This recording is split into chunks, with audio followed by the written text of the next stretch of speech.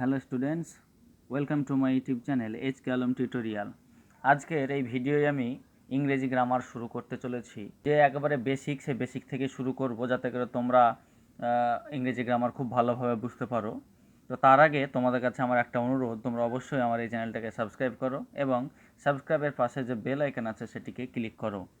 তো দেখো, ইংরেজি গ্রামারের যে প্রথম যেটা ব্যাপার সেটা হচ্ছে, দেখো, ইংরেজি অ্যালফাবেট। ঠিক আছে, তো ইংলিশ অ্যালফাবেট যেটাকে আমরা কি বলি, ইংরেজি বর্ণমালা। ঠিক আছে, তো সেটাকে আমরা দেখব সেগুলা কি।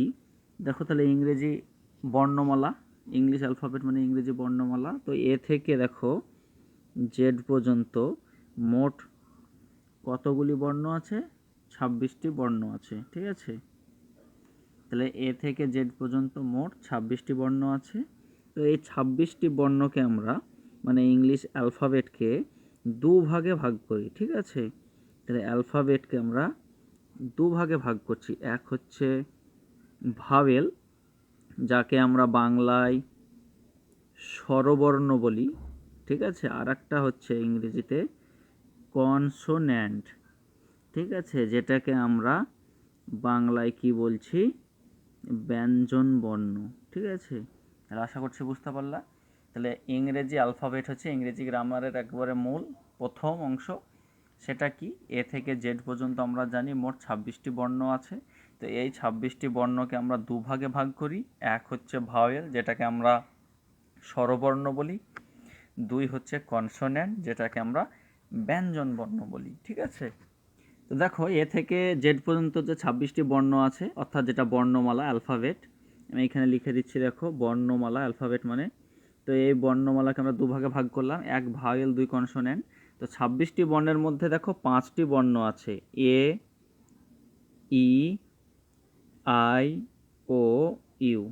ঠিক আছে, এই যে 5টি বর্ণ, এই 5টি বর্ণকে আমরা বলছি vowel, A, E, I, O, U. ঠিক আছে, আর বাকি যে 21টি বর্ণ রয়েছে, যেমন হচ্ছে দেখো B, C, D, F, G, H, etcetera. ঠিক আছে, এইরকম করে যে বাকি 21টি বর্ণ আছে, সেই 21টি বর্ণকে আমরা কি বলছি? ব্যঞ্জন বর্ণ। ঠিক আছে, বুঝতে পেরেছো? তাহলে ভায়েল হচ্ছে A, E, I, O, U, আর কনসোন্যান্ট হচ্ছে বা ব্যঞ্জন বর্ণ হচ্ছে B, C, D, F, G, H, etcetera, মানে আরও যেগুলো আছে। এই 5টি বাদ দিয়ে বাকি সবগুলোই হচ্ছে ব্যঞ্জন বর্ণ বা কনসোন্যান্ট। ঠিক আছে, তো এবার দেখো একটা ব্যাপার আছে, সেটা হলো এখানে 5টি, তাহলে 5টি হলো তোমার ভাওয়েল বা স্বরবর্ণ, আর 21টি হলো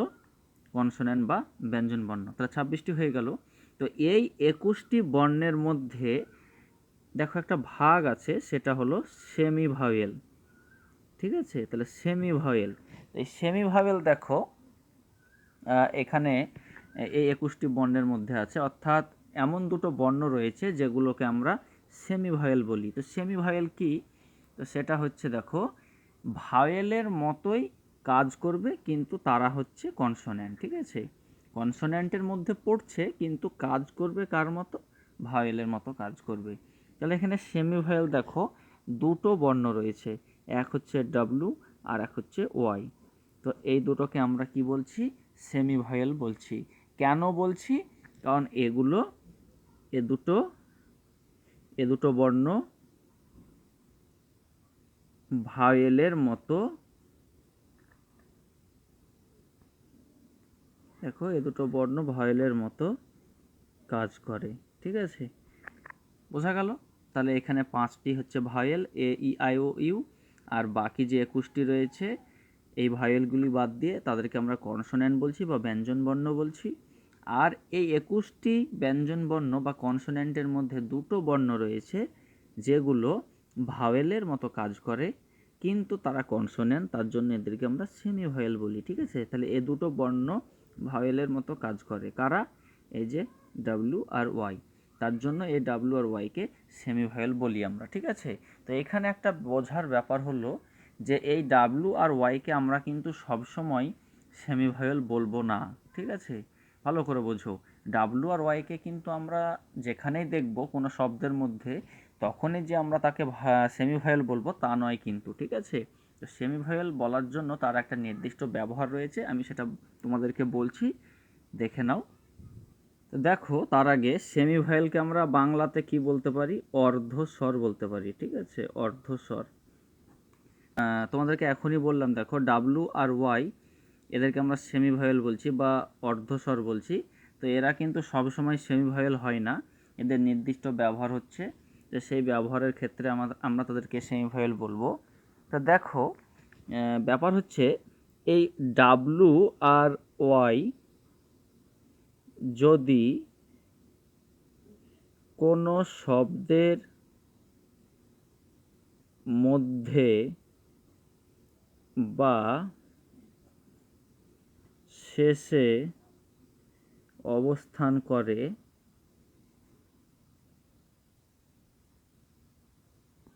তাহলে আমরা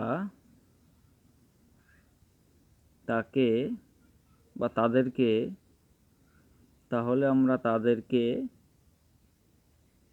সেমিভাওয়েল বলবো, ঠিক আছে? তাহলে কি বললাম? তাহলে ডাব্লু আর ওয়াই যদি কোনো শব্দের মধ্যে বা শেষে অবস্থান করে বা বসে, তাহলে আমরা তাদেরকে সেমিভাওয়েল বলবো। যেমন দেখো একটা উদাহরণ, এখানে ডাব্লু এইচ ও হু, হু মানে কে, তাহলে এখানে দেখো এই ডাব্লুটা প্রথমে বসেছে, তাহলে এখানে ডাব্লু সেমিভাওয়েল হবে কি হবে না? সেমিভাওয়েল নয়, ঠিক আছে? বোঝা গেল? ভালো করে দেখো, তাহলে এখানে ডাব্লুটা শব্দের প্রথমে বসেছে, তার জন্য এই ডাব্লুটা সেমিভাওয়েল নয়। কিন্তু দেখো হাউ, এখানে দেখো ডাব্লুটা শব্দের শেষে বসেছে, তাহলে এখানে ডাব্লুটা সেমিভাওয়েল, ঠিক আছে? তাহলে এখানে হু শব্দে ডাব্লুটা প্রথমে আছে, তার জন্য ডাব্লুটা সেমিভাওয়েল নয়। কিন্তু হাউ শব্দে ডাব্লুটা শব্দের শেষে আছে, তাই এখানে এই ডাব্লুটা সেমিভাওয়েল, ঠিক আছে? এটাই আমি এখানে ব্যাখ্যা করে বুঝিয়েছি। দেখো, ডাব্লু আর ওয়াই যদি কোনো শব্দের মধ্যে বা শেষে অবস্থান করে, তাহলে আমরা তাদেরকে সেমিভাওয়েল বলবো। একই রকমভাবে আমরা ওয়াইয়ের ব্যবহারটাও দেখব। দেখো দেখো স্কাই, এই স্কাই শব্দে দেখো ওয়াইটা শব্দের শেষে আছে, তাহলে এখানে ওয়াই হলো সেমিভাওয়েল, ঠিক আছে? তাহলে এখানে ওয়াই শব্দের শেষে বসলো, স্কাই শব্দের শেষে, তাই এখানে ওয়াই হলো সেমিভাওয়েল, ঠিক আছে? যেমন হচ্ছে ক্রাই শব্দের শেষে বসছে, তাহলে ওয়াই হলো সেমিভাওয়েল। আশা করছি বুঝতে পারছো। তাহলে ভালো করে মনে রাখো, দেখো ডাব্লু আর ওয়াই কিন্তু সবসময় সেমিভাওয়েল হয় না। যদি সেই শব্দে ডাব্লু আর ওয়াই যদি শব্দের মধ্যে বা শেষে বসে, তাহলে সেটা সেমিভাওয়েল হয়। যেমন এখানে হু শব্দে ডাব্লুটা প্রথমে আছে, তাহলে ডাব্লুটা সেমিভাওয়েল নয়। অন্যদিকে দেখো হাউ শব্দে ডাব্লুটা সবার শেষে আছে, তার জন্য এখানে ডাব্লুটা সেমিভাওয়েল। স্কাই শব্দে দেখো ওয়াইটা হলো সেমিভাওয়েল, কারণটা কি? কারণ ওয়াইটা শব্দের শেষে আছে। ক্রাই শব্দেও দেখো ওয়াইটা শেষে আছে, তার জন্য এখানে ওয়াইটাও কিন্তু সেমিভাওয়েল হিসেবে কাজ করলো, ঠিক আছে? তাহলে এখানে আরেকটা জিনিস তোমাদের মনে রাখতে হবে, দেখো ইয়ার যদি আমরা বলি, ইয়ার মানে বছর, ওয়াই ই এ আর, ইয়ার মানে বছর। তো এই ইয়ারে দেখো প্রথমে ওয়াই আছে, তাহলে এখানে কিন্তু ওয়াই সেমিভাওয়েল নয়। কেন? তাহলে দেখো এখানে ওয়াই সেমিভাওয়েল নয়, তার কারণ হচ্ছে ওয়াই শব্দের প্রথমে বসেছে, সেই কারণে, ঠিক আছে? বোঝা গেল? আর একটা জিনিস যেটা তোমাদের জানা দরকার, সেটা হলো এই যে ভাওয়েল বললাম মানে স্বরবর্ণ, সেটা কি কি? এ, E, I, O are you, এই পাঁচটা, এ, ই, আই, ও, ইউ, এই পাঁচটি বর্ণকে আমরা ভাওয়েল বলছি বা স্বরবর্ণ বলছি। তার মানে হলো এই পাঁচটি বর্ণ ছাড়া ইংরেজিতে কোনো শব্দ তৈরি হয় না। অর্থাৎ ইংরেজিতে শব্দ তৈরি করতে গেলে এই পাঁচটি ভাওয়েলের মধ্যে যে কোনো একটি দরকার হবেই, ঠিক আছে? যেমন ধরো man, M A N man, দেখো এখানে এ ভাওয়েল আছে। যেমন ধরো দেখো ক্যাট, CAT ক্যাট, এখানে দেখো এ সেমিভাওয়েল আছে, ঠিক আছে। যেমন ধরো দেখো এখানে একটা শব্দ বলছি পেন, দেখো এখানে ই ভাওয়েল কাজ করছে, ঠিক আছে। তাহলে ভাওয়েল কি করে, কোনো শব্দ তৈরি করতে সাহায্য করে, আর কনসোনেন্ট কিন্তু কোনো নিজে নিজে শব্দ তৈরি করতে পারে না, ঠিক আছে। এখানে যদি ম্যান এই শব্দ থেকে ভাওয়েলটা বাদ দিই তাহলে কিন্তু এম আর এন কোনো শব্দ তৈরি করতে পারে না। সেমি ভাওয়েল দেখো কোনো কোনো ক্ষেত্রে ভাওয়েলের মতো কাজ করছে, যেমন স্কাই, ক্রাই, এই সমস্ত শব্দগুলোতে, যার কারণে এগুলো ভাওয়েলের মতো কাজ করার ফলে শব্দ তৈরি করতে পারছে। বোঝা গেল? তাহলে একটা জিনিস মনে রাখতে হবে, ভাওয়েল ছাড়া কিন্তু কোনো শব্দ তৈরি হয় না। যেখানে ভাওয়েল এই এ ই আই ও ইউ থাকে না, সেখানে নিশ্চয়ই ডাব্লু আর ওয়াই থাকবে, মানে সেমি ভাওয়েল থাকবেই। ভাওয়েল এবং সেমি ভাওয়েল ছাড়া কোনো শব্দ ইংরেজিতে নেই, আর তৈরিও করতে পারে না। তাহলে ভাওয়েল হচ্ছে ইংরেজি শব্দ তৈরির মূল উপাদান, ঠিক আছে। তো আশা করছি তোমাদের এই যে ইংরেজি অ্যালফাবেট নিয়ে এই ক্লাসটা করা হলো, আশা করছি তোমরা খুব ভালোভাবে বুঝতে পেরেছো। তো তোমাদেরকে বলি, তোমরা অবশ্যই আমার এই চ্যানেলটাকে সাবস্ক্রাইব করো এবং সাবস্ক্রাইবের পাশে যে বেল আইকন আছে সেটিকে ক্লিক করো, যাতে করে এ ধরনের রেগুলার আপডেট তোমরা আমার এই চ্যানেল থেকে পাও।